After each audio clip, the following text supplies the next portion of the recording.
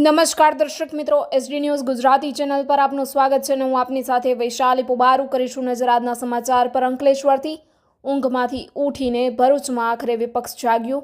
દિવાળી ગયાને 15 દિવસ થયા, હવે તો રસ્તાની મરમ્મત કરાવો. કોન્ટ્રાક્ટરે અધૂરા છોડેલા કામ સત્વરે પૂરા કરાવો. ભરૂચ શહેર જિલ્લામાં ચોમાસામાં પડેલા વરસાદને કારણે મહાત્મ રોડની હાલત બદથી બદતર થઈ ગઈ છે. ત્યારે ભરૂચ પાલિકાના પશ્ચિમ વિસ્તારમાં ચોમાસામાં તેમજ તે પહેલાં શરૂ થયેલા કામો હજુ પણ પૂર્ણ થયા નથી.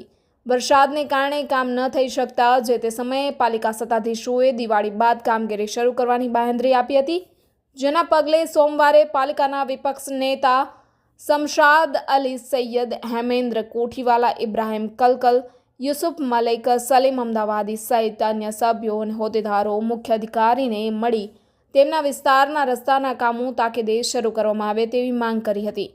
તેમણે ઉમેર્યું હતું કે ભરૂચના પાંચબતી ઢાળથી લઈને બાયપાસ તેમજ મોહમ્મદપુરાથી બંબાખાના સુધી નવો રસ્તો બનાવવા માટે સામાન્ય સભામાં થયેલી દરખાસ્તને શાસક પક્ષે સર્વાનુમતે મંજૂર કરી હતી.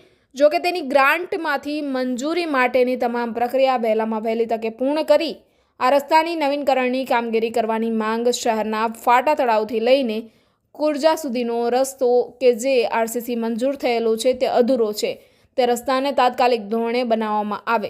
Reporter Jayesh Prajapati, SD news Gujarati, Ankleshwar.